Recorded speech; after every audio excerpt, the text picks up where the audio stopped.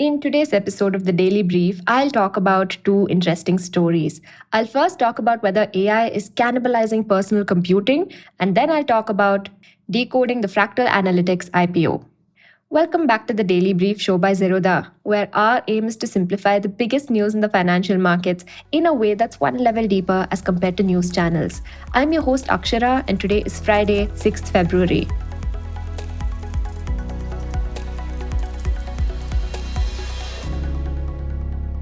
Coming to the first story. At the risk of sounding like a broken record, AI models are moving at lightning speed. But today's daily brief isn't really about that. Instead, we're looking at a second order consequence of the boom. Due to AI's insatiable demand for resources, the consumer electronics you're already familiar with are being rattled.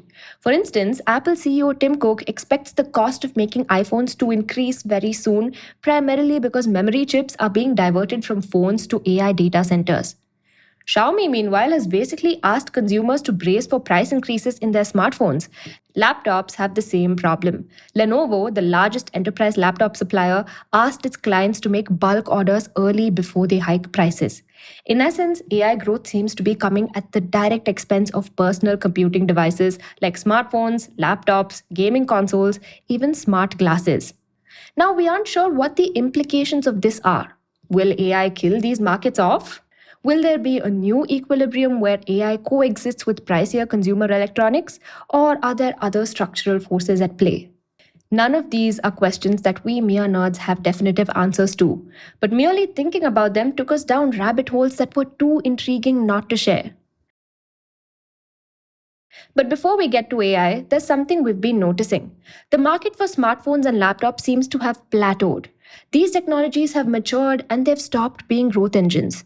Phone sales, for instance, have been growing at a snail's pace, probably because everyone who might need a competent phone already has one. They've gone through a long process of constant iteration and innovation, pushing the prices of smartphones to a point where most people in the world can purchase one. In India itself, over 85% of our households have at least one smartphone. Meanwhile, even the most basic, cheap smartphone keeps notching up higher in quality.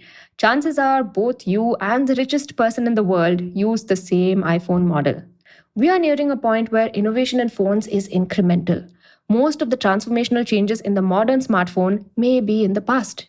For instance, one of the biggest draws for any phone Indians buy is camera quality. But increasingly, a solid camera can be found in a Rs 15,000 phone just as well as one that costs 3 times more. The story is similar for laptops. Even cheap laptops today can play most games, edit videos fast, and run multiple tasks at the same time with ease, all while lasting longer than ever. It isn't obvious that there's space for fundamental leaps. In essence, the demand for consumer electronics that defined the last few decades was already slowing down. And then came AI for the supply. We have previously covered the world's memory market and the incredible supercycle it's currently in. This includes memory chips, which usually means DRAM, which stores short-term working memory. This helps your phone process a heavy application like, say, playing Call of Duty. And this memory is wiped out once the application shuts. More broadly, memory also includes long-term storage devices or ROM, where you probably still keep your favorite music and movies if you're older than 30. This could be a hard drive, a USB stick, or in the case of phones, NAND flash memory. Like phones and laptops, AI also needs DRAM and NAND. It uses a special, more complex type of DRAM called high bandwidth memory or HBM, which holds your LLM's working memory as it processes your requests. NAND, meanwhile, is where the actual weights of the model live, as does all the data it's trained on. So, where's all that memory chip capacity to serve this exploding new industry coming from? So, companies are diverting their existing capacity built for phones and laptops towards AI. See, building a memory chip plant is incredibly costly and takes years. Meanwhile, the memory industry is extremely volatile, swinging between oversupply and excess demand. Rarely does it strike a balance. This is an industry where few can predict what will happen just a couple of years into the future. The history of this industry is littered with companies that got their long-term bets wrong, overcommitted investment for demand that never came, and died out. So memory chip makers are usually conservative with capex. Retooling is a cheaper and faster way to meet demand. Now, it's not just plant capacity though. DRAM chips of all kinds share similar inputs. For instance, they use wafers, which are ultra thin slices of silicon which are stacked to create a DRAM chip. However, silicon is a rare commodity, as are wafers. Every wafer that's used in a laptop is one wafer less that goes into a high bandwidth memory chip. Companies would rather choose the more profitable option. Smartphones and laptops no longer have the margins where they can outcompete AI, which offers stratospheric rewards. Perhaps no company truly showcases this trade off better than Samsung. Its Galaxy line of smartphones is one of the most popular in the world. It's also one of the world's biggest memory chip makers. However, the memory division declined a long term DRAM deal with the phone division. Samsung knows all too well that their memory business is, on some level, cannibalizing their phone business and is willing to live with it. While operating profit in the DX division declined due to the slowdown in the MX and home appliance businesses, the DS division more than compensated with its significantly stronger quarter-on-quarter performance driven by robust improvements in memory profitability. Now, memory is only part of the AI resource crunch. Another important, underappreciated bottleneck is advanced packaging. So, for any computing device to work efficiently, it's not enough to just have processors and memory. The two units also have to be connected close to each other. The closer they are, the faster data flows between them. However, it isn't as easy to just keep them close to each other. Both HBM and GPUs generate tons of heat that could damage the entire module that houses them unless its cooling is managed properly. So, this is ensured by advanced packaging. The packaging technology that AI uses is called chip on wafer on substrate or CoWoS, where its processing and memory units are placed within millimeters of each other with millions of connections tied together. Modern day phones and laptops don't really use or need CoWoS, but they have their own packaging needs and they compete with AI for the same packaging infrastructure.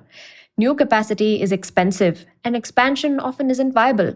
And like with memory chips, the raw materials for packaging technology are often the same. So, the bottom line is that at many levels, the capacity and raw materials for AI and consumer electronics are shared. And in a world where smartphone and laptop sales were already slowing down, it makes more sense to divert to AI. So, where does this train stop? Are the consumer devices we use, like the one you're watching this on, already outdated? Could the AI wave eventually replace the devices themselves with new devices for this new era? This question is a bit of a leap, we know. Our bet is that nobody really has an answer. Now, there have been some attempts to answer that question, only they've so far been failures. Take, for instance, the R1, built by the startup Rabbit. It was a pocket companion that ran a custom AI centric operating system, neither Android nor iOS. It was designed to direct AI agents to do many things at once for you. Theoretically, for instance, it could book a cab on Uber for you without you even seeing the app. In practice, though, people didn't find it too different from, well, a smartphone. It didn't even run basic voice commands properly, and it was terrible at booking that Uber cab. There's also the Humane AI pen launched by ex Apple employees.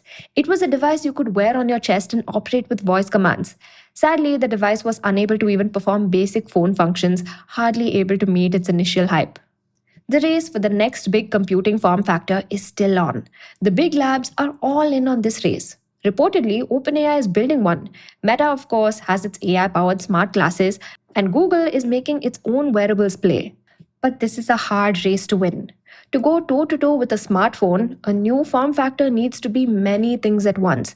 It has to have many uses, a great battery life, strong cybersecurity, a great camera, superb call quality, great sound, and so on.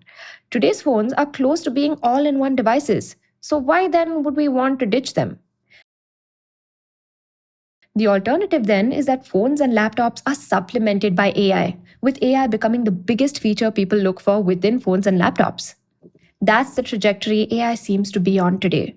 Phones and laptops are incredibly personal devices, and AI hasn't meaningfully changed their roles in our lives. Maybe AI supplementing consumer devices is just what consumers want. The modern architecture of AI services revolves around centralized cloud servers, with phones and laptops serving as interfaces to those servers. Phones and laptops, in a sense, are a ready made distribution layer for AI services. So, as a result, many AI services today are being designed around smartphone or laptop applications. Cloud Cowork, for instance, will neatly organize the files on your Windows or Mac desktop automatically without you having to move the cursor yourself. Some of the biggest phone brands are already making huge bets on this reality, following two approaches. One, bolting on AI. So, in this approach, AI is integrated into specific features or tasks, but not at a system level. It doesn't control your phone, nor can it easily do tasks that require many steps. That is, AI only streamlines your existing workflows but doesn't shape them itself. Samsung's Galaxy phones, for instance, have built many task specific AI enhancements like translating a video call in real time or creating realistic images out of sketches and so on. But broadly, they still work like the phones we know. And then approach to AI native devices. So, a newer approach is one where AI is integrated into the system logic. That is, it isn't just limited to specific tasks but can access the whole system. It can interpret your goal based on some broad prompt and figure out the best way to get there autonomously, even decide its own workflows. In short, it's an agentic device. So, take ByteDance, the parent company of TikTok. Along with ZTE, China's largest state owned telecom operator, it created the Nubia M153 phone, powered by ByteDance's own LLM, although it otherwise runs on Android. Interestingly, it's able to do a lot of multi step tasks based on a simple audio prompt. Ask it to buy something, for instance, and it might look for it, compare the best prices across retailers, and push the order through for you. It could also make restaurant bookings for you without you opening an app. And this is almost revolutionary. Perhaps that's why it sold out on day one, faster than any attempt at a new form factor. But the device came with one massive problem: privacy. Many companies that owned individual apps were uncomfortable with the lines that ByteDance's LLM breached. Meanwhile, some Nubia users couldn't log into their own apps. ByteDance then was compelled to pull back its AI integrations. And that's probably the biggest danger with this approach. It's extremely invasive. For the foreseeable future, phones and laptops aren't going anywhere. They might get a bit pricier and AI will likely seep into them, but the fundamental device remains. Plus, right now, most companies are looking to shape these devices as vessels for AI services. But AI has shifted the economics of consumer electronics. There's little incentive for phone makers to pay obscene amounts to procure memory chip capacity, especially as their sales are plateauing. But AI firms are more than happy to make those payments. That currently has decided the outcome of the upstream battle. The downstream battle, though, might only be beginning. We listened to a lot of con calls while researching our stories, so we started a newsletter called The Chatter. It's a curated collection of the sharpest management quotas for that week in a neat and readable format published every Friday. The link is in the description. Coming to the second story. Over the past couple of years, and especially more recently, we've seen a lot of noise around AI eating the internet world. And according to some of the louder takes, AI is also the death of Indian IT. But at the same time, we're seeing something that doesn't quite fit that narrative. A bunch of mid cap IT firms are out there talking about strong, sometimes surprisingly high revenue growth in this very same period. That tells you something important is happening under the surface, and we've talked about it before. It's against this backdrop that a new upstart, Fractal Analytics, is coming to the market with an IPO.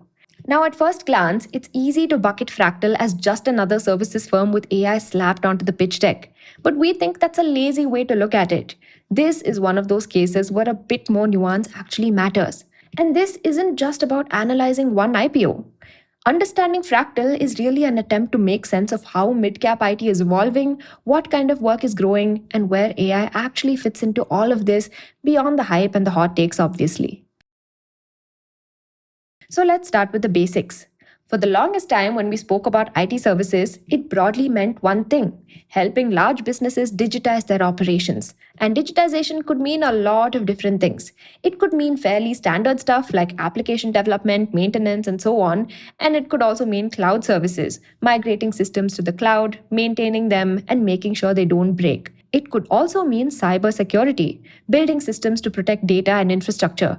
All of this sat neatly under IT services. Now, the common thread across all of this is important. The services were fundamental to running a business, ensuring these new systems were smoothly integrated and compliant with business operations. But Fractal doesn't vibe with that. Instead, it places itself in a category called DAAI services, short for Data Analytics and AI Services. If traditional IT services were about running business operations, DAAI is about decision intelligence.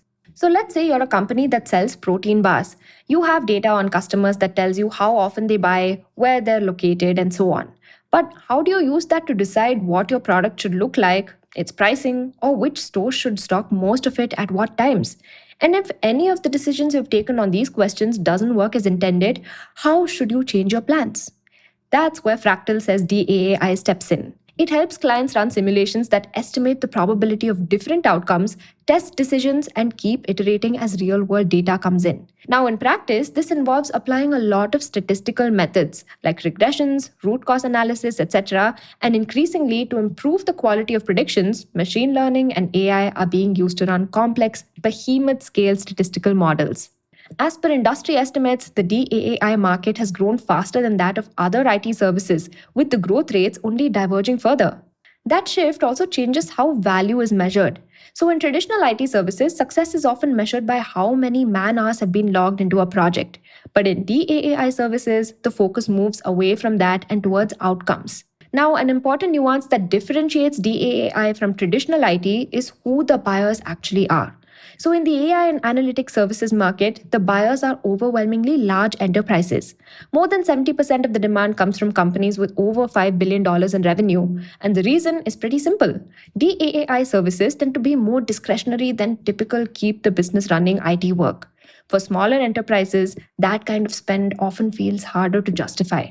But larger enterprises, on the other hand, have both the budget and the scale to invest in it. Now, that alone changes how this industry behaves. DAAI work doesn't split cleanly across vendors. A vendor for managing its data, another for building models, and finally someone to deploy it. These are too tightly linked to be fragmented. If you try to stitch together different partners, it gets messy, slow, and risky. So, large enterprises usually prefer one end to end provider. Traditional IT services are different. You can easily have one vendor for apps, another for cloud, another for cybersecurity, and it still works. But in DAAI, that kind of fragmentation is a headache, and that's where Fractal's end to end pitch helps. Now, there's another misconception worth clearing up. Even though we keep using the word AI, the bulk of the work in this market is still not pure play AI. Data work continues to dominate, and this includes modernization, integration, transforming data, basic statistical modeling, and even making charts and dashboards. After all, client output ultimately depends on the quality of the data. So, in that sense, Fractal is, at its core, an analytics company rather than a pure AI company. But modern analytics has become heavy on using ML and AI, so it would be unfair to dismiss that part. So, with that, let's talk a bit more about the company. So, at a high level, Fractal splits itself into two parts: Fractal AI and Fractal Alpha. Fractal AI is the main engine which does DAAI work for enterprises. The DRHP spends time describing the products embedded in this service line. But what's missing is the one thing investors actually care about: how much revenue comes from these products and whether this product revenue is genuinely separate or just bundled into services deals. Now, that distinction matters because if a product line is real, it can turn into recurring revenue through licenses and subscriptions, very different economics from services. But right now, there's just no clean visibility on that. And then you have Fractal Alpha, which is pretty much their optionality bucket. The idea here is to incubate new AI businesses like Asper AI and Cure AI in the hope that one or two of them turn into future growth levers. These sit as subsidiaries or associates, but they're currently loss making. So, where does that leave us? Even if Fractal is positioned in the DAAI category, the business today is still services first and not a product business. There might be product optionality over time and there might be value in these incubated bets, but neither has clearly materialized into a predictable recurring profit stream yet. Now, how does Fractal land clients? Usually, it follows something called the land and expand model. So, here, Fractal typically starts by landing inside a client with a relatively small engagement, often with a single team or function. Once they're in, they expand horizontally and vertically across the organization, moving into more teams and functions. For example, there was a client where Fractal initially worked with just one team. Over time, that relationship expanded to 50 plus teams and more than 200 stakeholders within the same company. Now, this model is quite common in consulting and IT services, although sometimes the services company will land a contract with the enterprise as a whole. Now, this shows up in the numbers as well. Fractal's net revenue retention, or NRR, stood at 121% in FY25, which pretty much means existing clients, on average, spent 21% more than they did the year before. And once Fractal lands, it usually manages to expand. And these top clients are long tenured. The top 10 clients served have been on average for 8 plus years. But there's a huge flip side to this model. As relationships deepen, revenue gets more and more skewed towards a smaller set of large clients. Fractal's top 10 clients account for 54% of revenue, and the top 20 account for about 70%. Now let's get down to the meat of the DRHP, the numbers. On the top line, revenue growth has clearly picked up. In FY24, revenue from operations grew 10.6%. In FY25, that accelerated to 25.9%, taking revenues to rupees 2,765 crore. Even in the latest 6 months, growth is running at around 20%. Whenever you see that kind of acceleration in a services business, the next question is operating leverage. And to Fractal's credit, that has shown up in margins as well. EBITDA margins expanded sharply, moving from 10.7% in FY23 to 18.8% in FY25. Now, in terms of where the growth is coming from, it's not narrowly concentrated in one pocket. The telecom, media, and technology segment, or TMT, grew 38%, while banking and financial services, or BFSI, grew 28%. Now, when you look under the hood, the dominant expense line, as with most IT and analytics firms, is employee cost. Here, the trend is clearly positive. Combined employee costs have come down from 89% of revenue in FY23 to 75.4% in FY25. Existing employees were better utilized, leading to more efficient delivery. But there's another cost in the line that needs to be watched very closely going forward: cloud and communication expenses. As Gen AI adoption increases and R&D usage goes up, these costs naturally rise. And on this note, Fractal made a very interesting and somewhat funny disclosure.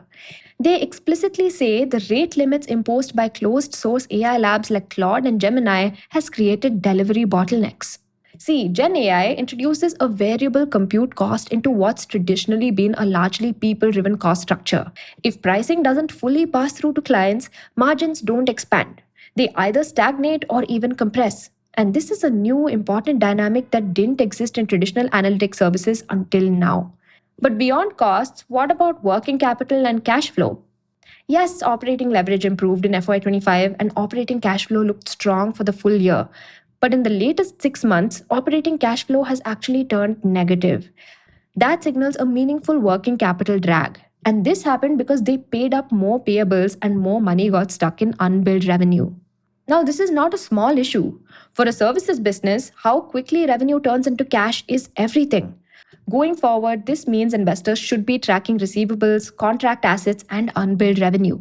The most fundamental risk to Fractal's business, though, comes from the very thing the company wants to build itself around: Gen AI and agentic tooling. As these tools get better, they don't just create new demand, they also eat into existing services demand. Clients can start insourcing more work as AI adoption increases across the board. Fractal actually acknowledges this risk quite clearly in its own disclosures. They point out that Gen AI is significantly enhancing productivity through low-code and conversational SaaS tools. This can directly lead to revenue erosion for third-party service providers. Now, in such a world, Fractal's role shifts. Instead of building and executing large pieces of the software, it increasingly moves toward just maintaining and overseeing them. To wrap it all up, one way to look at Fractal is this: it is indeed more of an AI company than most traditional Indian IT firms. The work it does, the buyers it serves, and the problems it solves are clearly different. But at the same time, it still carries the baggage of being a services business. It's not as exposed to the downside of risk of AI as plain vanilla IT services because it's closer to decision making and higher value work. But it's also not fully positioned to capture the upside of AI in the way a true product or platform company might. Fractal lives in the in between: part services, part AI, with some product optionality that hasn't fully shown up yet. Understanding that middle ground is key to assessing the IPO. Now, coming to the tidbits. Alphabet, Google's parent company, expects to spend $175 to $185 billion on capital expenditure in 2026, potentially doubling last year's outlay. The bulk will fund data centers, servers, and AI compute capacity for Google DeepMind as the tech giant races to keep pace in the AI arms race. Coming to the next tidbit. V's rupees 35,000 crore loan bid hits fresh hurdles as lenders and banks are revising a 2024 creditworthiness study of the company. While recent AGR relief has eased near-term cash pressures, lenders remain cautious about the telco's rupees 1.25 lakh crore spectrum dues and want updated projections on revenue and cash flows before committing. Coming to the final tidbit. Amazon MGM Studios is launching a closed beta program in March for AI driven filmmaking tools aimed at cutting costs and speeding up TV and movie production. The tools will help with tasks like maintaining character consistency across shots and integrating AI with industry standard creative software, even as actors worry about AI reshaping the industry. That's all the news I have for you. Thank you so much for watching, and see you in the next one. Disclaimer: this content is for informational purposes only. None of the stocks, brands, or products mentioned are recommendations or endorsements.